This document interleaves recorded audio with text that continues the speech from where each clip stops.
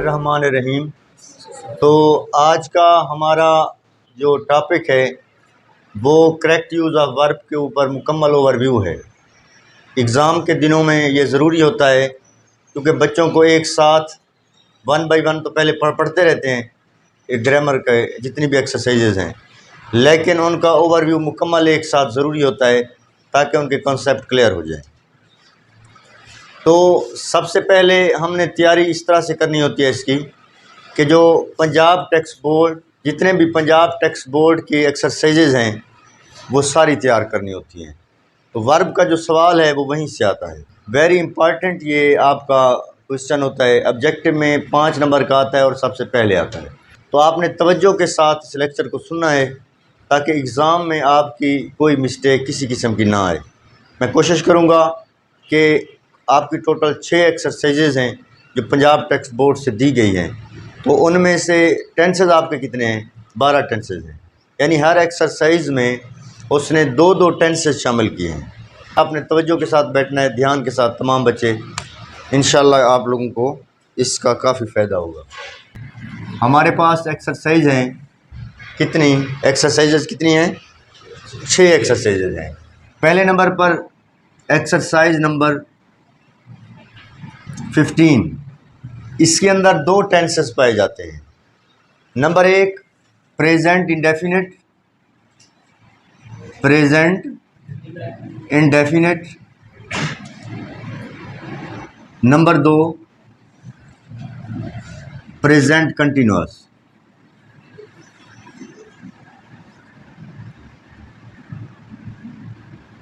Present indefinite और present continuous.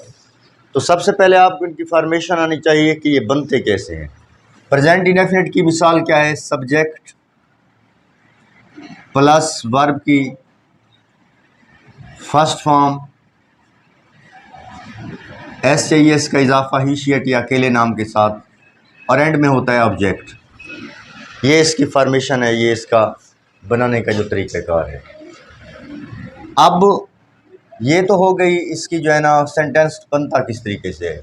अब इसकी पहचान आपने उर्दू में पढ़ी होगी कि फ़ेल या फ़िक्रे के आखिर में ता है, ती है, ते है वगैरह आता है। ये तो इसकी उर्दू पहचान हो गई। इंग्लिश में ये जो सवाल आता है ये 4 आपके पास जो है ना MCQs होंगे, उसमें से एक सेलेक्ट करना होगा। तो कैसे पता चलेगा कि ये प्रेजेंट इंडेफिनिट का जो टेंस आया हुआ है या उसके मुताबिक आपने वर्ब की फॉर्म पुट करनी है, कैसे पता चलेगा? ध्यान देना आप लोगों ने। तो ये कुछ एडवर्ब्स मैं आपको बता रहा हूँ, ये एडवर्ब्स इंडिकेट करेंगे कि ये प्रेजेंट इंडेफिनिट टेंस है। नंबर 1 डेली है, नंबर 2 एवरी है, एवरी डे आ सकता है, एवरी ईयर आ सकता है, एवरी नाइट आ सकता है, एवरी मॉर्निंग आ सकता है, ये एवरी का लफ्ज़ होगा।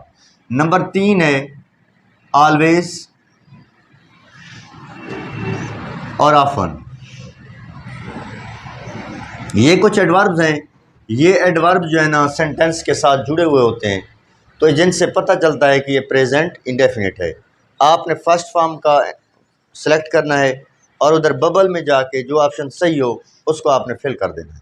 क्लियर हो गया? अच्छा, तो ये तो हो गई एडवर्ब्स के साथ इसकी पहचान। फ़र्ज़ किया अगर ये नहीं आते, यानी एडवर्ब्स कोई नहीं आया हुआ, अब क्या करें? तो फिर आपने सेंटेंस की तरफ जाना होता है, उसके मफ़हूम की तरफ कि मफ़हूम किस तरफ जा रहा है। 3 चीज़ें अगर सेंटेंस के अंदर हों तो सेंटेंस प्रेजेंट इंडेफिनिट का होता है। पहले नंबर पर अगर सेंटेंस के अंदर सच्चाई पाई गई है, नंबर 2 आदत है, नंबर 3 मजबूरी है। ये 3 चीज़ें होंगी सेंटेंस के अंदर, ठीक है, जिससे पता चलेगा कि ये प्रेजेंट इंडेफिनिट का है। आदत, सच्चाई, मजबूरी। मिसाल के तौर पर सूरज मशरिक़ से तलू होता है, उसने लिखा है सन डैश इन द ईस्ट। आपको समझ आ जाना चाहिए कि उसका इशारा किस तरफ है। सूरज मशरिक़ से तुलू होता है, sun rises in the east. तो यहाँ पर आपने देखना है कि ये सेंटेंस में क्या वो इसका तर्जमा किस तरफ जा रहा है। वो सच्चाई है, आदत है, मजबूरी है। अब सूरज की सच्चाई है कि वो मशरिक़ से तलू होता है, कभी मगरिब से तलू नहीं होता। सच्चाई हो गई ना। बाकी जो डेली का काम होता है, अगर एक बंदा डेली काम करता है तो वो उसकी आदत भी होती है। अब सूरज की आदत भी है कि मशरिक़ से तुलू होता है। तीसरे नंबर पर है मजबूरी। अब उसकी मजबूरी भी है कि उसको भेजने वाला खालिक कायनात है, इस वजह से वो डेली मशरक़ से तुलू होता है, मगरिब में गुरूब होता है। क्लियर हो गया? ठीक है। अब इसकी एग्ज़ाम्पल की तरफ आते हैं।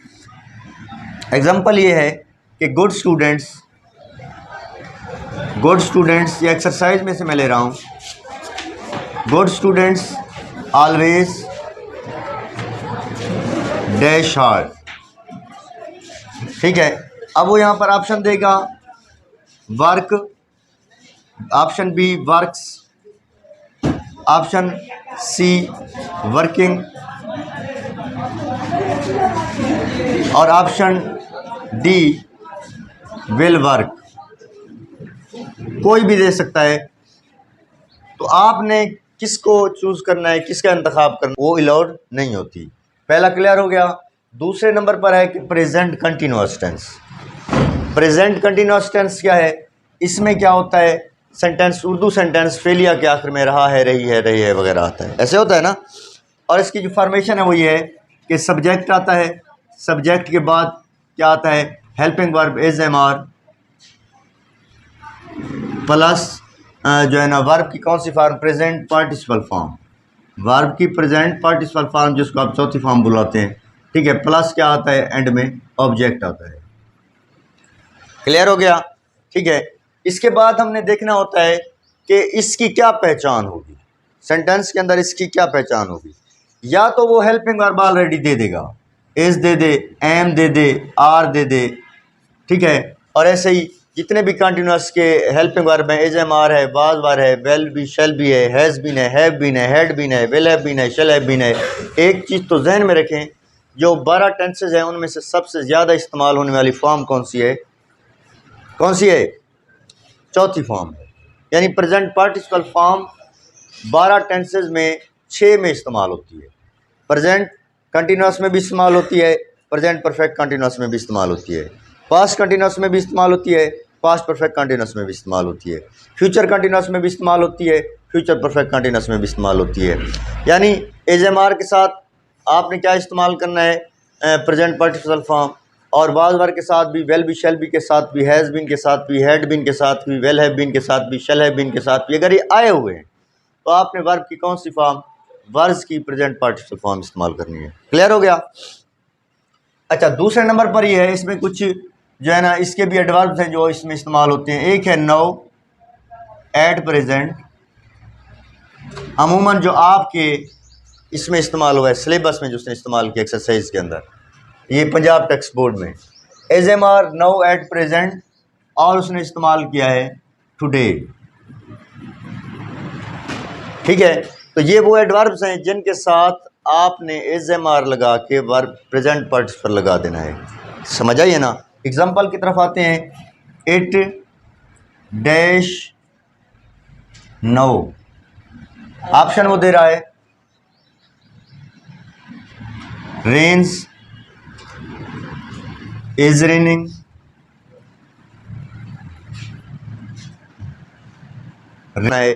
के सेंटेंस में आदत पाई जाती है, सच्चाई पाई जाती है, मजबूरी भी पाई जाती है। इससे हट के इसमें ऑलवेज भी आ गया है, ये देख रहे हैं, आया हुआ है ना, ऑलवेज भी आया हुआ है, जिससे पता चल रहा है कि सेंटेंस किसका है, प्रेजेंट इंडेफिनिट का है। बात क्लियर हो गई? समझे ना। ये आपका हुआ प्रेजेंट। और दूसरा देखें सच्चाई का फिक्रा, ए डैश इन विंटर। अब यहाँ पर जो है ना कोई उसने एडवर्ब यूज़ नहीं किया, सेंटेंस की सेंस की तरफ आपने जाना है। वो क्या है, it dash in winter, it rains in winter आएगा, या it is raining in winter आएगा। दो टेंसेज हैं इसलिए मैंने ऑप्शन आपको दो दे रहा हूँ फ़िलहाल। ठीक है। तो इट रेन्स इन विंटर आएगा या it is raining in winter आएगा। सच्चाई है, इसके अंदर भी आदत है, मजबूरी है। ठीक है। सर्दियों में बारिश होती है, उसकी आदत भी है, उसकी सच्चाई भी है, उसकी मजबूरी भी है। ठीक है। यहाँ पर हमने क्या लिखना है, it rains in winter. Clear हो गया? समझे ना, इट रेन्स इन विंटर। अच्छा, इसके बाद जो है ना दूसरा जो आपका यहाँ पर एक चीज़ का ख्याल रखना है गुड स्टूडेंट वाले सेंटेंस में। तो यहाँ देख लेना है, यहाँ पर स्टूडेंट आया हुआ है या स्टूडेंट्स आया हुआ है। जमा नाम आए हुए हैं तो ज़ाहिर है इसका इजाफा नहीं होगा। तो हमने इसका जो चूज़ करना है किसका करेंगे, गुड स्टूडेंट वर्क करेंगे या वर्क्स करेंगे। यहाँ पर हमने क्या है, जो बबल फिल करनी है वो वर्क वाली करनी है। यहाँ पर तो मैं यहाँ फिल कर रहा हूँ, लेकिन वहाँ आपको अलग शीट दी जाएगी बबल की जो आपने फिल करनी होती है। समझ आइए ना, ये खास ये याद करते हुए आपने ख्याल रखना है इसका कि वही आपने शीट फिल वही बबल फिल करनी है जिसकी नंबरिंग ऑप्शन सही हो। समझे ना, उसकी नंबरिंग भी देखनी है, उसका ए जुज़ बी जो सी जुज़ भी देखना है। ये नहीं है कि आपने उधर जवाब और का उधर और ऑप्शन में आप लिखे, वो गलत हो जाएगा। समझ आइए ना। और आपने रिमूवर ऑब्जेक्टिव में इस्तेमाल नहीं करनी, अदरवाइज वो क्रॉस कर देगा। ठीक है, नेक्स्ट कोई भी दे सकता है। तो आपने देखना है कि इसके अंदर ये एडवर्ब आया हुआ है नो। यहाँ पर अगर टुडे होता, यहाँ पर अगर एट प्रेजेंट होता, तो आपने कौन सा इंतखाब करना था, ये बी वाला इज रेनिंग। समझ आ रही है कि नहीं आ रही बात। तो ये ऑप्शन आपकी सही है। क्लियर हो गया। ये पहली एक्सरसाइज मैं आपको बता रहा हूँ कि पहली एक्सरसाइज में यानी एक्सरसाइज नंबर जो 15 है उसके अंदर ये शामिल है, ये दो टेंसेस शामिल हैं। क्लियर हो गया। ठीक है, दूसरी मिसाल देखें, she dash A sad song today. ठीक है, अब ये she dash sad song today, यहाँ पर ऑप्शन क्या लगेगी, she is singing A sad song today. तो ये आपने क्या करना है, इस्तेमाल करना है, क्योंकि इसके अंदर टुडे ऑप्शन आ गई। अगर इनमें से कोई नहीं आया हुआ, नो भी नहीं आया हुआ, एट प्रेजेंट भी नहीं है, टुडे भी नहीं है, ऐसा कुछ नहीं है, तब इज़मार होगा पहले से, बाद बार होगा पहले से, हैज़ बीन होगा पहले से, हैड बीन होगा पहले से, फिर आपने सिर्फ प्रेजेंट पार्टिसिपल फॉर्म लगा देनी। क्लियर हो गया। अब है कोई मसला। ये आपने पढ़ी एक्सरसाइज नंबर 15। अब आते हैं एक्सरसाइज नंबर 16। इसके अंदर भी दो टेंसेस शामिल हैं। पहला जो आपका टेंस है वो है प्रेजेंट परफेक्ट, और दूसरा जो टेंस उसने इस्तेमाल किया है present perfect continuous. Exercise number 16, पहले नंबर पर क्या है, प्रेजेंट परफेक्ट, और दूसरे नंबर पर क्या है, present perfect continuous. Present perfect को उर्दू में इसकी जो पहचान आपने पढ़ी थी वो ये थी, चुका है, चुकी है, चुके हैं, फेल या फिक्रे के आखिर में subject has been, have been plus verb की present participle form plus object. ठीक है, ये तो इसके बनाने का तरीक़ाकार है। यानी अगर आया हुआ है कि वो पानी पी चुका है तो हैज़ हैव के साथ थर्ड फॉर्म लगा दें। अगर आ जाता है वो पानी 2 घंटे से पी रहा है तो आएगा हैज़ बीन के साथ वर्ब की चौथी फॉर्म। यहाँ पर बच्चे अक्सर गलती करते हैं कि बच्चा रो रहा है, ये प्रेजेंट कंटिन्यूअस है, बच्चा 2 घंटे से रो रहा है, ये प्रेजेंट परफेक्ट कंटिन्यूअस है। जिसके अंदर टाइम आ जाता है वो कंटिन्यूअस होता है, लेकिन वो परफेक्ट का कंटिन्यूअस होता है, और परफेक्ट का कंटिन्यूअस में हैज़ बीन लगता है, हैव बीन लगता है। वहाँ पर इज एम आर के साथ आपने द चाइल्ड इज़ या baby is crying for milk for 2 hours, ये गलत हो जाएगा। Baby has been crying for milk for 2 hours, उसमें ऐसे हैज़ बीन का इस्तेमाल करना है या हैड बीन का, हैज़ बीन का इस्तेमाल करना है या हैव बीन। ठीक है, अब आते हैं कि इसकी पहचान क्या होगी इंग्लिश फिक्रे के आखिर में, क्योंकि वहाँ तो अंग्रेजी का इंग्लिश स्टेटमेंट देता है, उसकी पहचान क्या होगी। अगर सेंटेंस है प्रेजेंट परफेक्ट का तो उसमें क्या होगा, नंबर 1 ऑलरेडी होगा, नंबर 2 जस्ट होगा, ये 2 चीज़ें होंगी। नंबर 3 सिंस होगा और फार हो। अब सिंस फार उधर भी आता है प्रेजेंट परफेक्ट कंटिन्यूअस में, यहाँ पर मैं आपको बता रहा हूँ। ठीक है, ये ऑलरेडी जस्ट सिंस फार, ये जो है ना किसकी निशानी है कि ये सेंटेंस क्या है, प्रेजेंट परफेक्ट है। ये जो ख़ास 2 निशानियाँ हैं जस्ट और ऑलरेडी, ये प्रेजेंट परफेक्ट की निशानियाँ हैं। जबकि ये जो सिंस फार है वो इधर भी इस्तेमाल होता है, इधर भी इस्तेमाल होता है, दोनों तरफ से चावल खाता है। समझ आ रही है कि नारी बात, चावल दोनों तरफ से खाता है, इधर भी खा लेता है कभी, उधर भी चला जाता है, दोनों तरफ से। ठीक है, अब ये सेंस फार आपने यहाँ भी इस्तेमाल करना है यहाँ भी इस्तेमाल कर सकते हैं, ठीक है। लेकिन देखना ये है कि उसने ऑप्शन दी हुई कौन सी है। इन दोनों में से जो ऑप्शन देगा तो आपने सेंस फॉर लगा हुआ हो तो आप लगा सकते हैं, ठीक है। तो अब पहले यहाँ पर है ऑलरेडी। अगर ऑलरेडी और जस्ट आ जाते हैं तब आपने गलती से भी हैज़ बीन नहीं लगाना। हाँ, सेंस फॉर आया हुआ है, फिर जो ऑप्शन पहले आई हुई है, हैज़ बीन आई हुई है, उसके साथ वर्ब की प्रेजेंट पार्टिसिपल फॉर्म में लगा दें, हैज़ हैव के साथ थर्ड फॉर्म आई हुई है लगा दें, ठीक है। अगर नहीं आया हुआ तब आपने क्या करना है, देखना है कि ऑलरेडी आया हुआ है तो आपने उसके मुताबिक लगाना है। क्लियर हो गया। अब इसकी एग्जांपल देखें।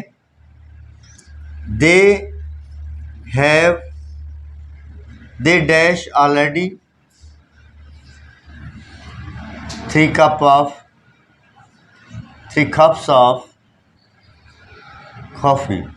अब यहाँ पर है ऑप्शन आपने क्या लिखा, ऑलरेडी क्योंकि आया हुआ है, चाहे जो मर्जी ऑप्शन आई हुई है आपने वो सिलेक्ट करनी है किसकी, हैज़ हैव के साथ थर्ड फॉर्म। हाँ, एक चीज़ का ख्याल रखना है, मैं ऑप्शन में दे रहा हूँ कि हैव टेकन, ठीक है। Option B has taken. बस ये ख्याल रखना है कि दे के साथ हैव लगता है या दे के साथ हेल्पिंग वर्ब हैज़ लगता है, इस चीज़ का ख्याल रखना है। तो क्या लगता है, हैव। तो हमने लगाना है they have taken 3 cups of coffee. Clear हो गया, ठीक है। अब इसकी दूसरी मिसाल देखें। अब यहाँ पर समझना है आप लोगों ने कि पहला ऑप्शन तो सिरे से गलत है, इसमें प्लेड आना चाहिए था। दूसरा ऑप्शन है हैज़ नॉट प्लेड, दे के साथ हैज़ लगता नहीं है, ये भी गलत हो गया। हैज़ नॉट प्लेइंग नहीं होता, हैज़ नॉट बीन होता तो फिर बात बनती। यही चीज़ मैं आपको समझाना चाहता था, जो वहाँ पर गलती करेंगे आप। कि ऑप्शन तो आई हुई थी भाई, ऑप्शन गलत थी, सही ऑप्शन आपने देखी। हाँ, अगर यहाँ पर हैज़ नॉट बीन होता फिर ये ठीक थी, ऑप्शन नहीं गलत थी, फिर भी गलत थी क्योंकि इसके साथ क्या आया हुआ है, हैज़ आया हुआ है, ठीक है। तो यहाँ पर ये देखना है कि इसके साथ हैज़ है। अब यहाँ पर अगर बीन भी आ जाए ना, ये गलत है क्योंकि यहाँ पर हैज़ आया हुआ है, यहाँ पर हैव आना चाहिए था। हैव नॉट बीन प्लेइंग होता तो फिर ठीक था, अब हैज़ नॉट बीन प्लेइंग, अब ये गलत है, इसलिए ये ऑप्शन नहीं लग सकती। आखिर में देखें हैव नॉट प्लेड, ये लग सकती है, आपने इसको फिल करना है बबल्स में जाकर। अब आते हैं प्रेजेंट परफेक्ट कंटिन्यूस पे। इसमें ऑलरेडी का लफ्ज़, इसमें ऑलरेडी की अक्सर एक आध फिक्र आता है। ऑलरेडी के इसमें 3 सेंटेंस है एक्सरसाइज नंबर 16 के अंदर, ठीक है। They have already posted the letter भी है, एक और भी है, ठीक है। उसके बाद नेक्स्ट आ जाए, ये आपका प्रेजेंट परफेक्ट कंटिन्यूस है। इसमें 2 निशानियाँ हैं बस, सेंस है और फार है। मैंने आपको पहले बताया सेंस फार उधर भी होता है उधर भी होता है, प्रेजेंट परफेक्ट में भी लग सकता है, प्रेजेंट परफेक्ट कंटिन्यूस में भी लग सकता है। दे डैश हॉकी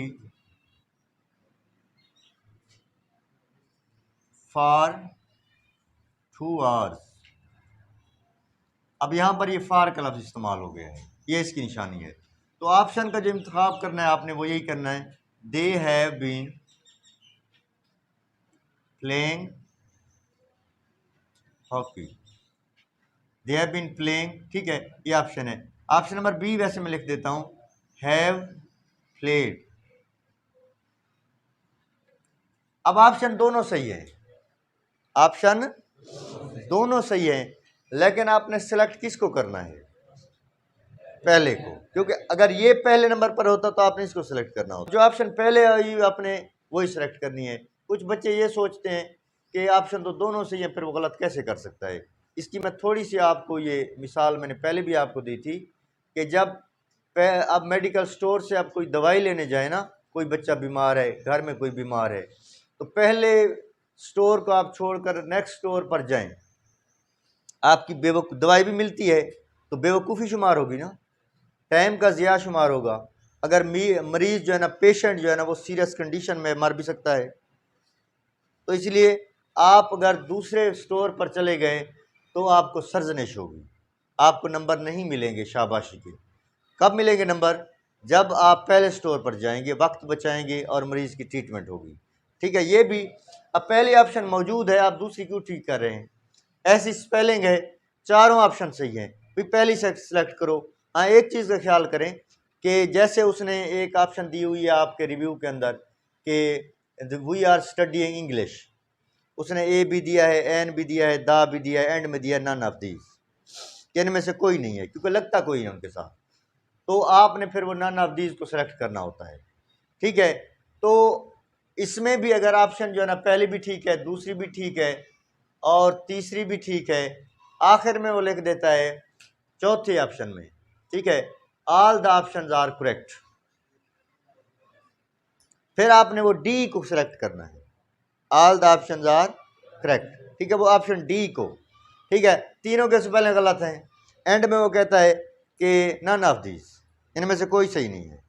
तो आपने वही नन ऑफ दीज को सिलेक्ट करना है कि ये आपने प्रेजेंट परफेक्ट पढ़ लिया, प्रेजेंट परफेक्ट कंटिन्यूअस भी पढ़ लिया। अब नेक्स्ट ऑप्शन की तरफ आते हैं, एक्सरसाइज नंबर 16। पहले नंबर पर इसमें है पास्ट इंडेफिनिट, दूसरे नंबर पर है पास्ट कंटिन्यूअस। पास्ट इंडेफिनिट की कुछ निशानी है, इसके फॉर्मेशन पहले देखें क्या है इसकी, सब्जेक्ट प्लस वर्ब की सेकंड फॉर्म सादा फिक्रे में प्लस ऑब्जेक्ट। इंग्लिश में क्या निशानियां हैं, ये कुछ इसके एडवर्ब हैं, जो एडवर्ब ऑफ टाइम है जो इस्तेमाल होते हैं, एगो है, यस्टरडे है, लास्ट, ठीक है, ये तीन जो एडवर्ब्स ऑफ टाइम है ये इस्तेमाल होते हैं, एगो, यस्टरडे और लास्ट। ये तीन तरह के जो एडवर्ब्स हैं उनको हमने क्या करना होता है, इस्तेमाल करना होता है।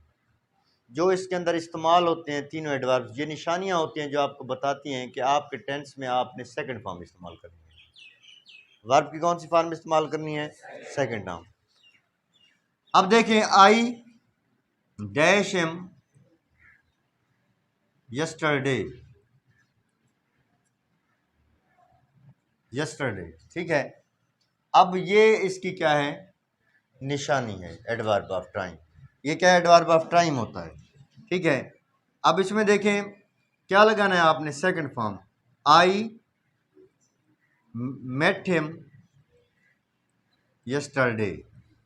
ये मीट नहीं आएगा और ना ही आपका जो है ना मीट्स आएगा, समझ आई है ना। इसमें दो सेंटेंसेस ऐसे हैं जो आपके एक्सरसाइज में उसने दिए हैं जिनके साथ उसने कोई निशानी नहीं लगाई, ठीक है, जिनका आपने ख्याल करना है। I dash her in the plane.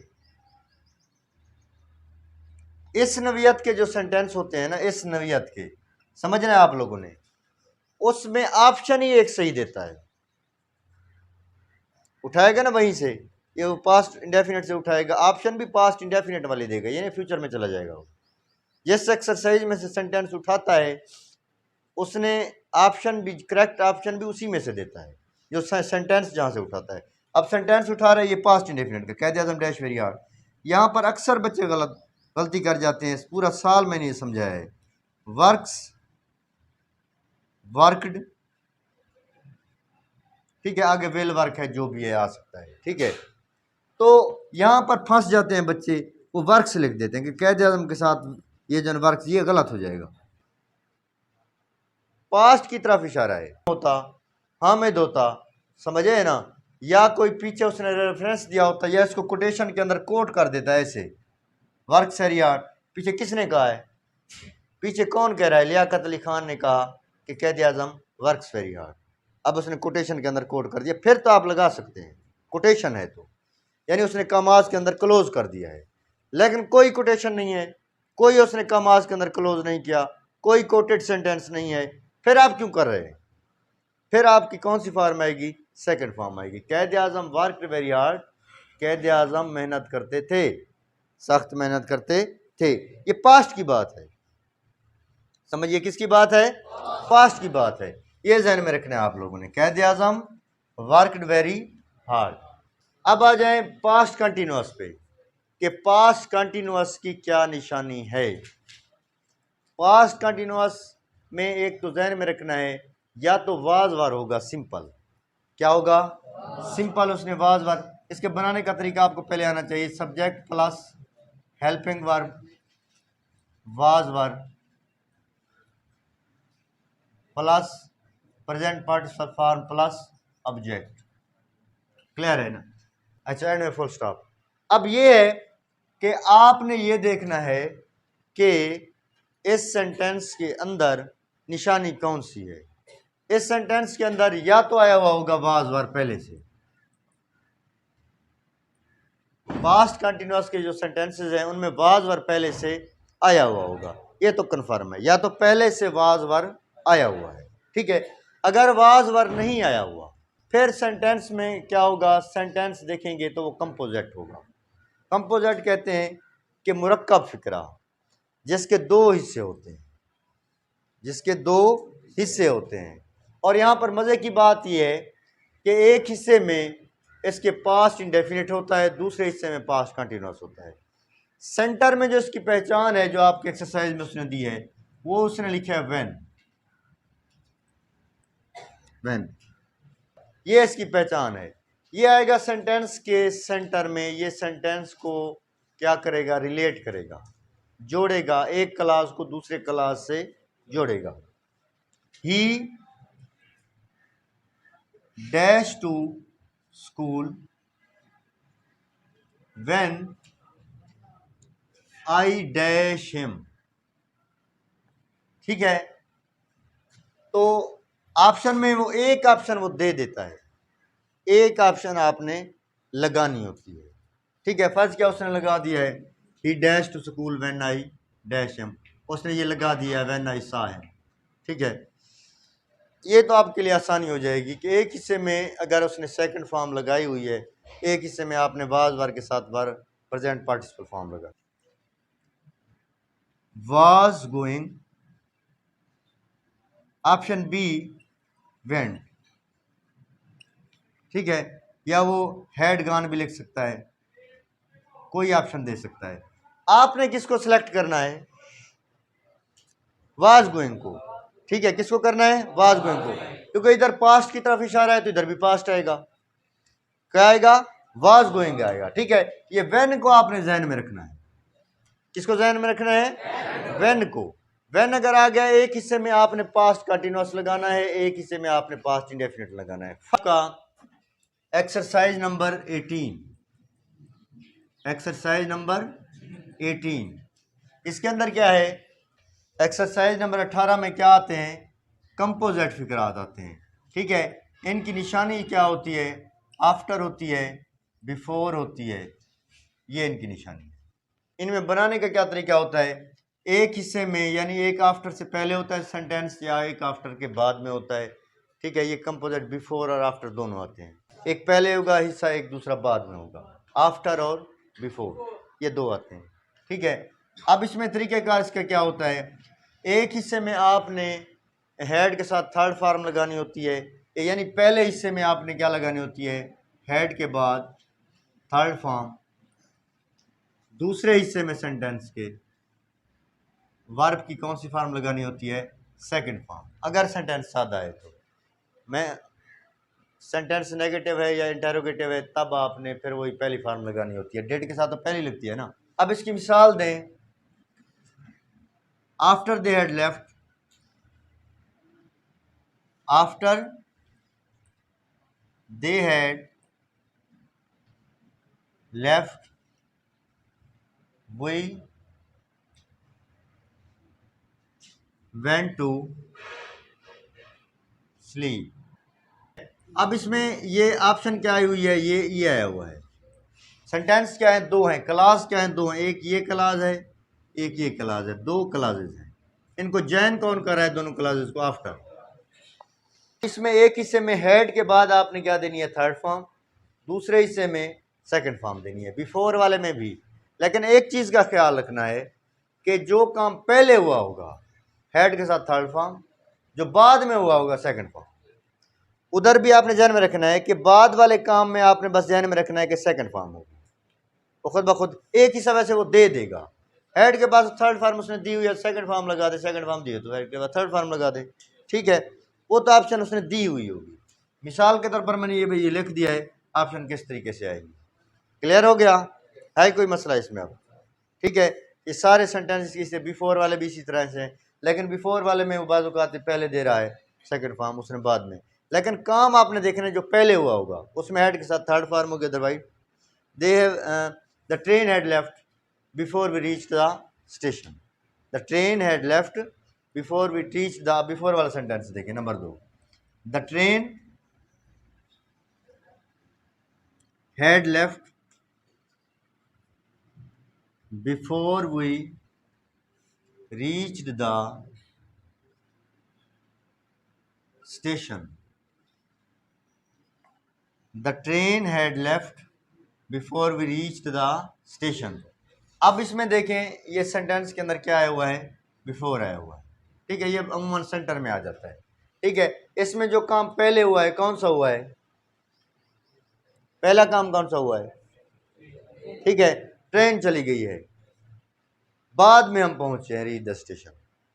Train पहले चली गई थी, बाद में हम पहुंचे, पहले काम था ट्रेन के जाने का, वो छोड़ चुकी थी, जा चुकी थी, जब हम पहुंचे लेट हो गए ज़ाहिर है। तो अब ये आपने क्या जहन में रखना है कि एक हिस्से में वर्ब की सेकंड फॉर्म, दूसरे हिस्से में, एक हिस्से में हेड के बाद थर्ड फॉर्म, दूसरे हिस्से में सेकंड फॉर्म। क्लियर हो गया है, कोई मसला, ठीक है। अब आते हैं एक्सरसाइज नंबर 19 की तरफ। अब पहले नंबर पर है फ्यूचर कंटिन्यूअस, फ्यूचर इंडेफिनिट। दूसरे नंबर पर है फ्यूचर कंटिन्यूअस। अब फ्यूचर कंटिन्यूअस के जो फॉर्मेशन है वो क्या है, सब्जेक्ट, फ्यूचर इंडेफिनिट की subject plus will shall plus verb की फर्स्ट फॉर्म प्लस ऑब्जेक्ट।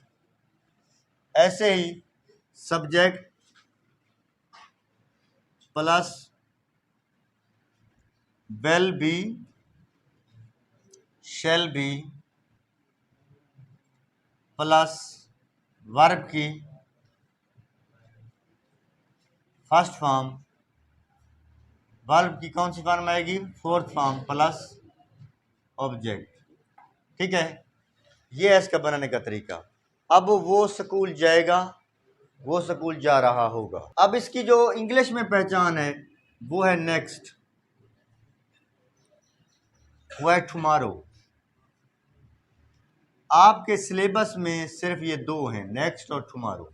आई डैश हिम टुमारो, आई डैश हिम टुमारो। तो क्या आएगा, आई शेल सी आएगा या सा आएगा,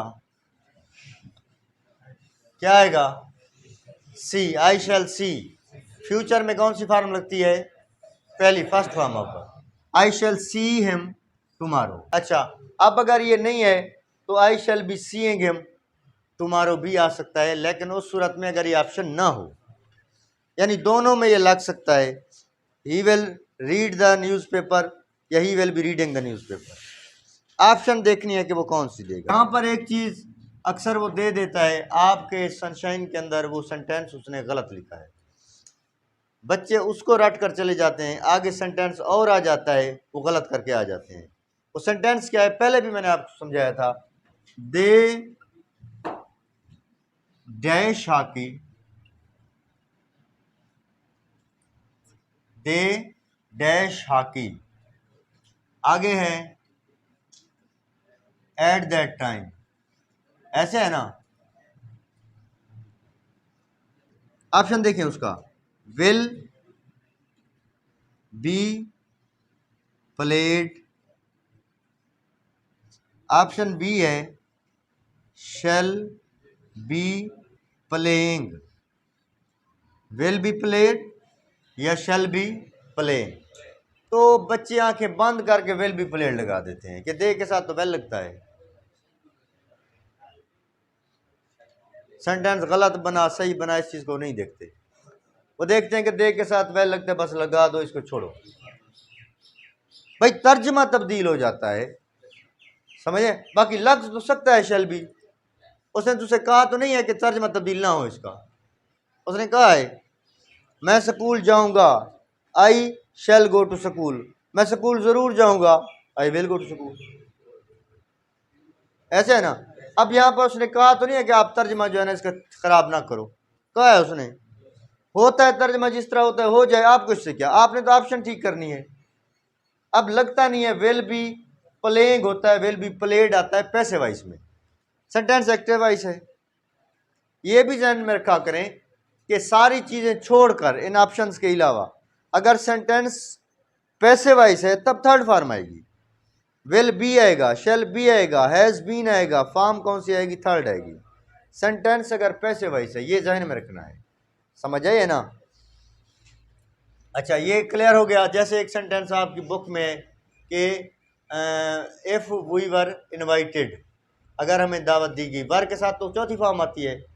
इफ़ वी वर इनवाइटेड, अगर हमें दावत दी गई, दावत देने वाले और हैं, बात समझ, वो सब्जेक्ट और है, हमें दावत दी गई, क्लियर है ना।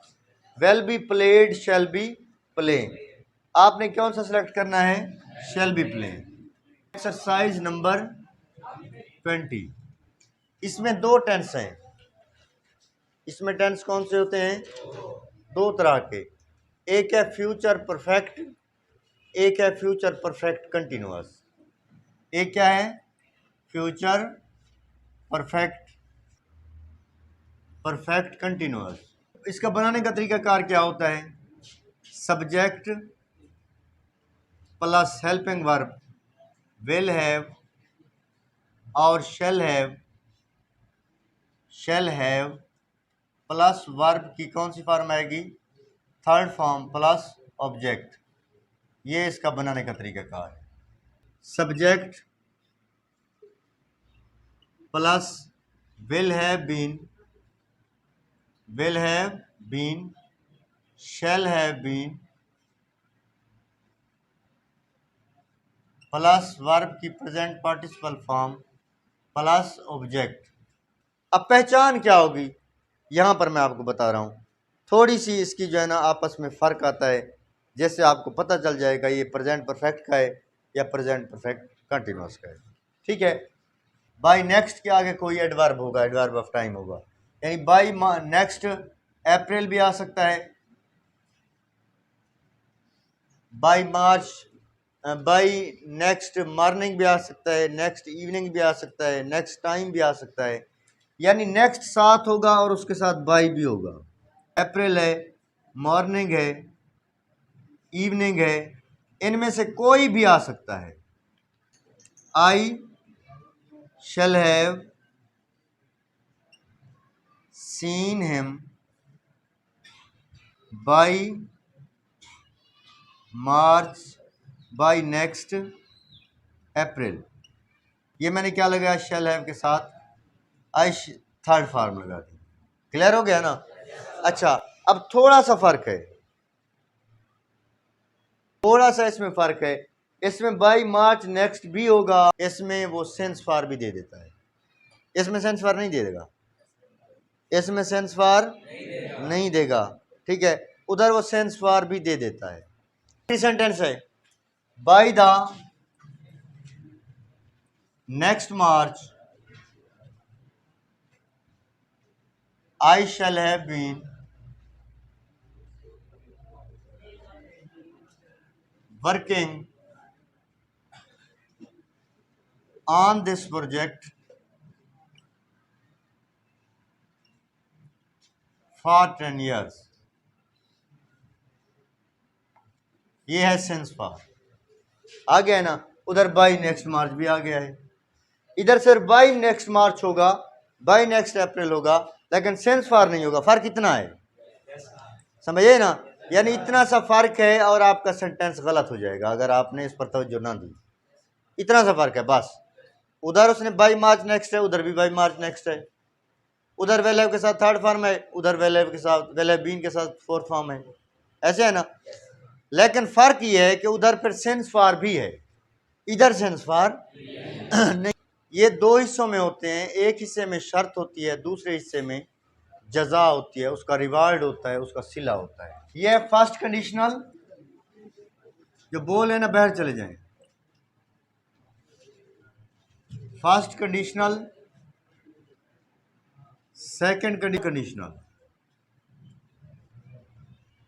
फर्स्ट कंडीशनल, सेकंड कंडीशनल और थर्ड कंडीशनल। एक हिस्से में अगर वो दे देता है वेल के साथ वर्ब की कौन सी फॉर्म दे देता है, पहली, दूसरे हिस्से में आपने वर्ब की कौन सी फॉर्म देनी होती है, फर्स्ट फॉर्म देनी होती है।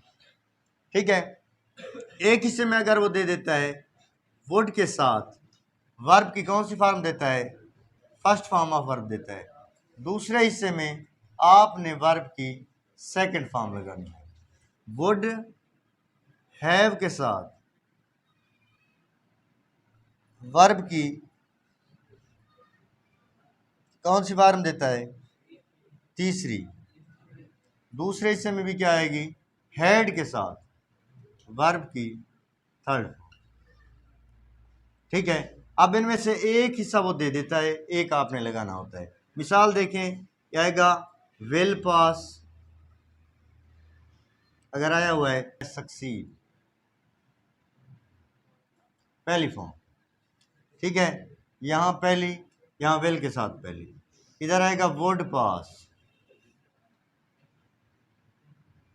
इधर लगाना है सक्सीडेड, वुड हैव पास्ड। ठीक है, हैड सक्सीडेड।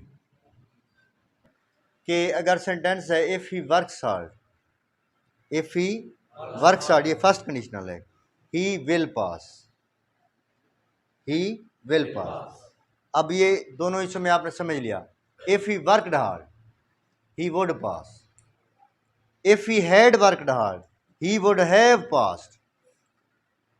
अब ये तो हो गया इसके बनाने का तरीका कि आपने किस तरीके से फार्म लगानी है। अगर ये आ जाता है आपके करेक्ट यूज ऑफ वर्ब में, ये सवाल आता है। ठीक है, लेकिन अगर इससे हट के वो पूछता है ऑप्शन में कि ये सेंटेंस फर्स्ट कंडीशनल है, सेकंड है, थर्ड है, तो एक चीज़, ये चीज़ें, तीन चीज़ें आपने ध्यान में रखनी है। वो ये है कि अगर वर्ब की पहली फॉर्म आई हुई है तो फर्स्ट कंडीशनल है, यानी सेंटेंस के पूरे सेंटेंस के अंदर दोनों हिस्सों में वर्ब की पहली फॉर्म है। कौन सी फॉर्म है वर्ब की, पहली फॉर्म है, तो फर्स्ट कंडीशनल। अगर दोनों हिस्सों में किसी एक हिस्से में वर्ब की सेकंड फॉर्म आ गई है, दोनों हिस्सों में किसी एक हिस्से में वर्ब की कौन सी फॉर्म आ गई है, सेकंड फॉर्म, सेकंड कंडीशन। अगर दोनों हिस्सों में, ठीक है, दोनों हिस्सों में वर्ब की उसने थर्ड फॉर्म लगा दी है, पहले में भी थर्ड है, दूसरे में भी थर्ड है, तो आपका थर्ड कंडीशनल है। फर्स्ट कंडीशनल में दोनों हिस्सों में फर्स्ट होगी, सेकंड कंडीशनल के एक हिस्से में सेकंड होगी, और थर्ड कंडीशनल के दोनों हिस्सों में थर्ड होगी। क्लियर हो गया? आप आंखें बंद करके उसको लिख सकते हैं कि फर्स्ट है, सेकंड है, थर्ड है। क्लियर हो गया?